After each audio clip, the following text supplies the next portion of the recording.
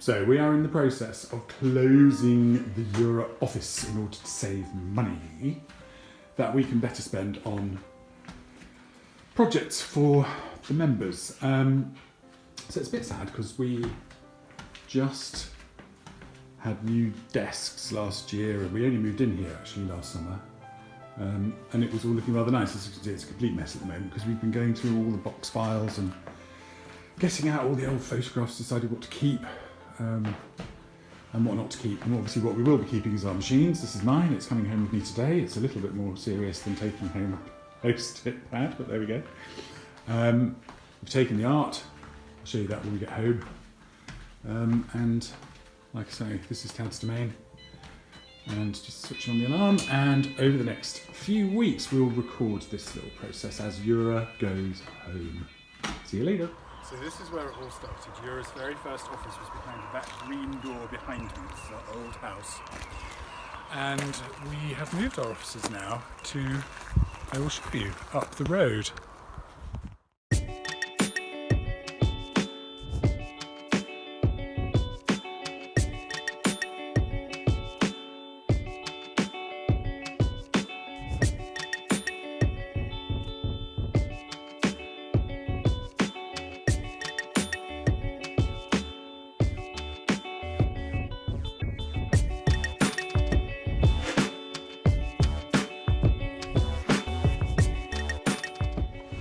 So this is where Eura's offices are going to be from now on. I will show you out. So this is Tad's office, which is a work in progress. Haven't got the furniture yet, have you, Tad? No, I'm busy. Are you busy? Yes, being frustrated by blooming BT. Well, what else is new? Anyway, look, very smart with the two screens, because we had all our old equipment that we bought to raise money for the charity in Munich last year. We can have two screens, which is rather cool. And then my study is at the bottom of the house in what doubles up as a study and exercise room. And I live there. So it's really good. It's not the same as being in the office, obviously. So we're in the final phases of closing down. Tad, what are you doing now? I'm going through files or records that we have here to see what is to be kept and what we don't really need. To be fair, we've been doing that for weeks. We have been doing that for weeks. So what I'm doing is dismantling all of the cabling for our fixed hardwired network, which Neil's our IT guy spent absolutely weeks doing. But there we go. And now I'm trying to fix up Marie's computer directly to the printer because we no longer have a network, because we no longer have any telephones. No, we do not have any telephones. What are you doing? I am now trying to connect the big printer to one of the iMacs so that we can start scanning and archiving all of the stuff that we need and put it in the cloud. So Marie's going to come back next week. And what's she doing? The accounts. Yeah, there's all of the accounts. All of the accounts, and of course behind me here, there's even more stuff. And because we don't have a network anymore, because the telephone lines have all been gone to VoIP and are now all on everybody's computer, we've got no way of scanning into the computer printer, because the printer very cleverly sends you an email when you scan something and we no longer have access to it. So I'm going to try and hardwire it. So that's where we are today. So this is the first time we've all been together since lockdown. No, before lockdown, because we stopped coming to the office on March the 6th, wasn't it? When we got back from Seville. No, before that. Your computers were all at home that week. Yeah, which would have been, that was the Tuesday was the last time we all came in, so that would have been March the 10th, something like that, 9th. Anyway, so here we are now, finishing off various tasks before we quit the office forever. How do you feel? It's a bit sad, isn't it? Sad. Yeah. But it's a good thing to do. Well, It won't be forever. for me, it's great because I don't have to drive an hour and a quarter. That's true. Every day. From where is it you're living now? Costa del Sol? Costa del Bristol. The Costa del Bristol. Yeah. So there we go. But so the next bit of filming we will do will be our first non-socially distanced lunch back at ours, which will be a while, I think. Marie. So, this is our empty office. Moves have been, haven't they, Tad? They have indeed, and I'm looking terrible. You are. But yeah, so that's it. One packed up, closed office, and we will be back here for the final time on Monday Well, you to do the final clean. You will? No, I'm coming back Wednesday as well. Oh, right, okay. Well, there we go. Okay, so another movers are taking the furniture to Bryony and Marie and our house, and we'll get our desks set up.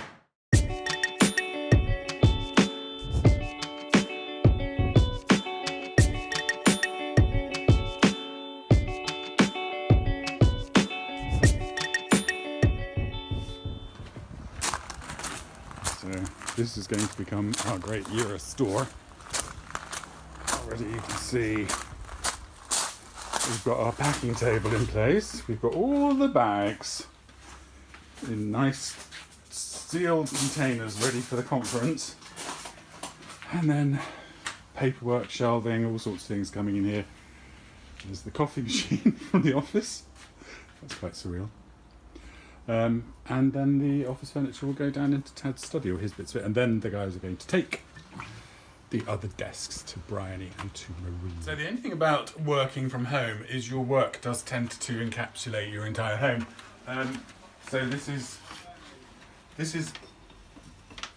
I'm going to set up Tad's computers now, because we would not leave him to do that by himself, would we, Tad? No.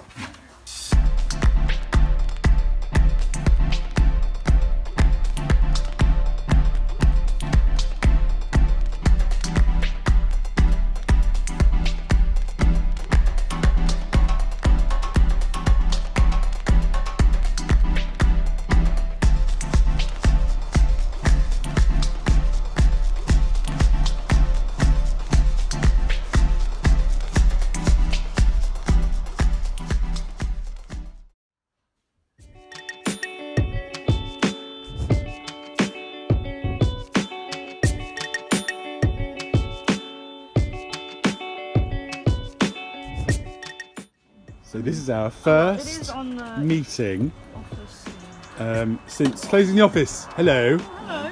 Hello. So now we do this in the garden. So it's going to be pretty challenging in the winter. Isn't it? There we go. Might need a bigger jumper. We might need a bigger sweater. It's very true. Yeah, it's all to do But with COVID-19. so this is the final part of the Euro Goes Home thing. How are you feeling? All good? Yeah. Bit sad? Bit sad, but excited for the new Yeah. way of working. Yeah, I think so too. I think it'd be good. We'll do this every 2 weeks. We'll do a little wave at the camera, but lovely to see you all. And hang on, I'll do a selfie. This is where we are when we have to be in the office together. Socially distant. Not socially distant at all, but I suppose we are at work. So. I've forgotten all about this. So this is our first team lunch. Hope to see you soon.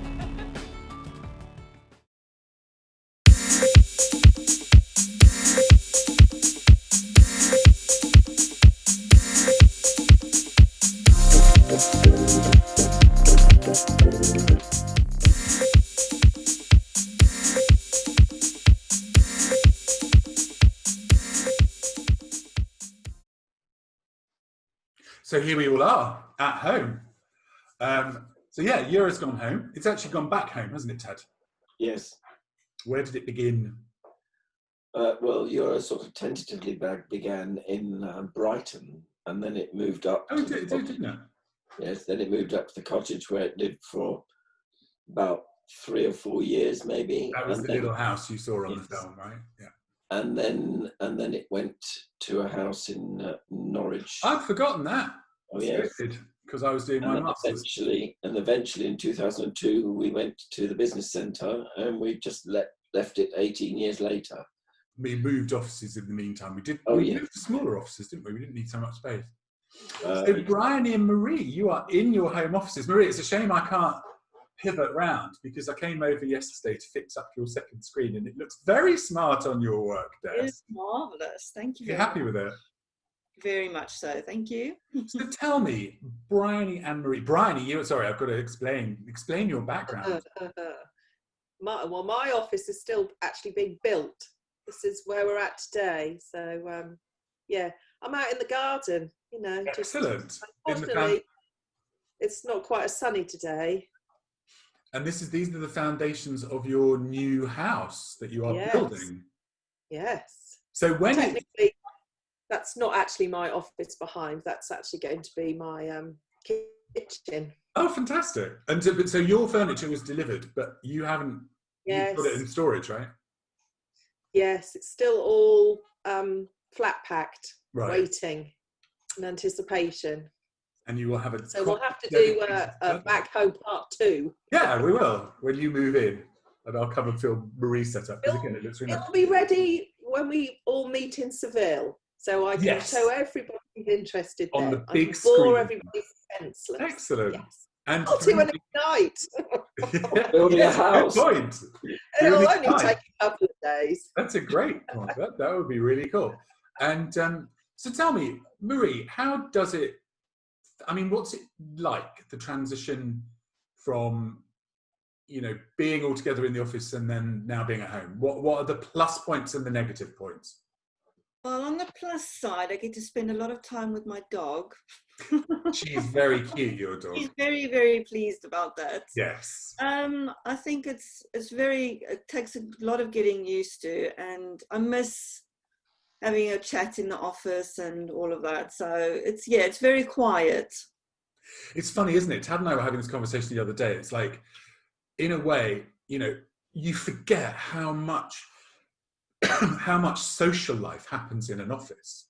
You know, every day we would talk about what we'd seen on Netflix, how our weekend had been, you know, all sorts of trivial stuff that sort of binds us all together as a team. And we don't tend to do that on Zoom. Which is why it's so good. We're going to do these every 2 weeks. We'll all get together. And I'm sure this is just, you know, for everyone who's been through this, you know, all of the members who started working from home. But again, Marie, when you came back off furlough and you were juggling homeschooling your kids and the office being in your house, you did brilliantly. Yeah, I think, I mean, everybody gets used to it, don't they? The kids realize that I'm now working from home. In the beginning, it was quite tricky. They didn't really understand, but, you know, they got used to it and then they just do their own thing. So, yeah. And Bryony, you worked all the way through, again, homeschooling your 2 kids in, you know, I mean, again, in trickier circumstances, because you downsized in order to do this build from, you know, the big house where the kids had their own huge bedrooms and play areas to a very small environment. How was it? Well, not fun, but, you know, hey, we got on with it. And the worst thing was that my greys got greyer and there was no hairdressers to go and get it seated. Yeah. Horrendous. It is funny how those little things, like for me, I decided to cut my own hair, probably like half the population of the world. I managed to cut a sweep through it, which meant I looked like Donald Trump, which meant I then had to shave the rest of it off. And it was depressing. That was really depressing. It's funny. I liked it when you had it all shaved. I thought it looked good. Well, that's very kind of you. At one point, you did look a bit odd with sticky outy bits everywhere. Yeah. I wanted to do mine. I mean, how's it been for you? I mean, obviously, thus far, we, you know, had your... Yes, well, we had my mother with us for the whole period, or for most of the period, and it was quite fun trying to make sure that she didn't sneak into my office. When you were on Zoom. Every now and again, people will be watching a Zoom, and there'll be a reflection of her in the mirror over there, coming in and sitting down, thinking she's come in without being seen. But you know, that was a similar sort of thing, but without having to homeschool. Having to homeschool, well, yeah.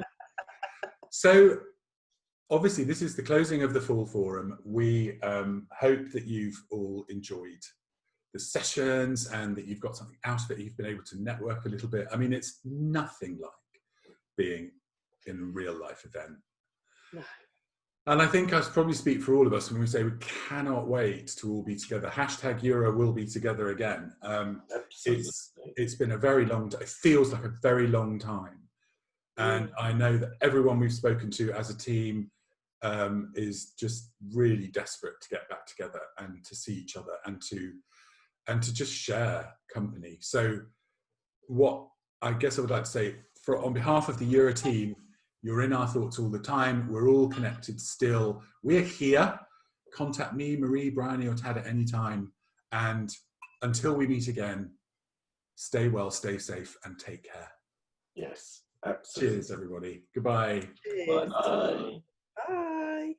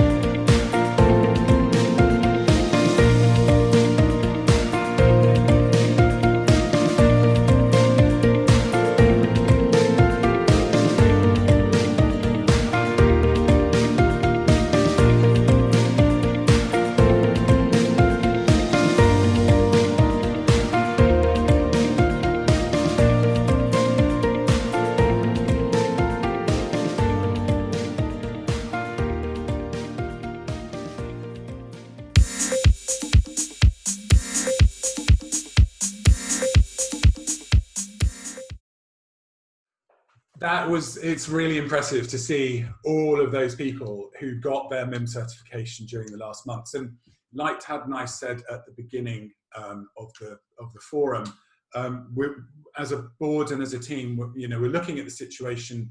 If you've got people who you think could really benefit from going through that program, and you've got people who are either on furlough or having less than their normal workloads, let us know, and we will work out some codes to get certifications going again. Hello, you're aboard. Great to see you. Hi. I think I'd like to, I will raise a quick toast from you to everyone who got their MIM certification and to all of you who had your people go to it. So cheers and congratulations to all the MIM. Cheers and congratulations. Well done. Congratulations. And I'll hand you to Tad for a final goodbye from Tad and the board. Well, yes, here we are. We come to yet another of Euro events, and we're here to wish you a good year ahead, the rest of the year ahead. And we're please remember you're as always here to listen if members have issues they want to discuss. And I'd like to ask the board members one at a time to say goodbye. So I'm going to start with Michelle, the president. Over to you, Michelle. Thank you, Tad. And I want to wish everyone very well. Stay safe, stay healthy, and we'll see you next time. Susanna. Yep, there's not a lot more to add. Stay well. Thank you. Goodbye. Alistair. Yeah, thank you ever so much for watching. See you all very soon in person, hopefully. Isabelle Primont. Thank you, everybody, for watching those events, and hope to see you very soon. Simon. Yeah, everybody stay safe, keep well, and I look forward to seeing you again very shortly. Pierre. Brilliant. Oh dear. We appreciate what you said, Pierre. Stay healthy. Hey. Stay healthy and keep the spirit. Keep the good spirit. Irina. Thank you, everyone. Not a goodbye, but see everyone in June, not earlier. Sophie. Remember to not only stay well, but especially also stay happy, and let's see each other soon. And finally, Isabel Kudel. Well, until we see each other in Seville, stay brilliant and stay resilient, because we'll get there. Yeah. And I just, one final thing, thank you very much for watching. You've now all been able to see where we live, and you've learned hopefully a few things from the sessions. And thank you very much for participating. And the final word goes to Dom. I think that was brilliant. Thank you, Isabel. Brilliance and resilience just sums up what everybody has done this year so far, and what we're obviously going to be doing for the next few months on behalf of the mobile employee workforce across the world. I think the stories, the conversations that we've all had with Euro members just show how incredibly brilliant they are. And we just need to stick with our resilience, and as Sophie said, and stay happy. It's tough. It's tough out there, people, as they used to say in Hill Street Blues. But stay well, stay happy, and from all of us, you know where we are. Reach out to your board members, keep the conversations flowing, keep the collaborations going, and here's to the brilliance and resilience of Euros. Brilliant members. Cheers. Cheers. Cheers. Cheers.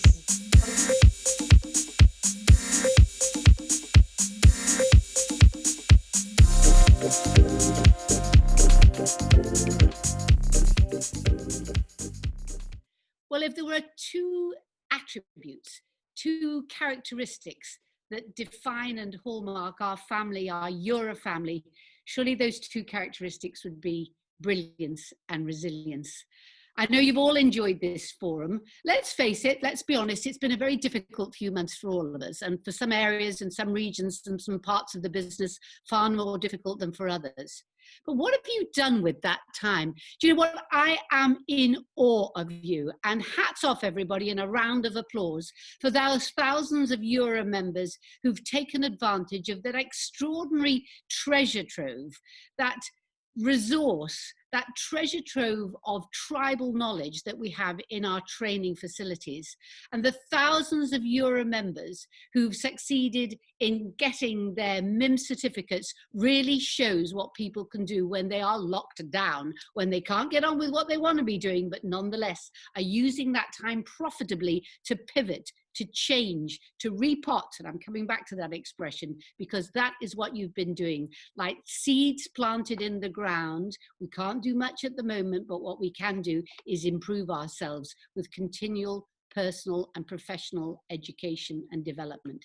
So that is hats off to you, my brilliant friends, for everything you've been doing in that department. Resilience.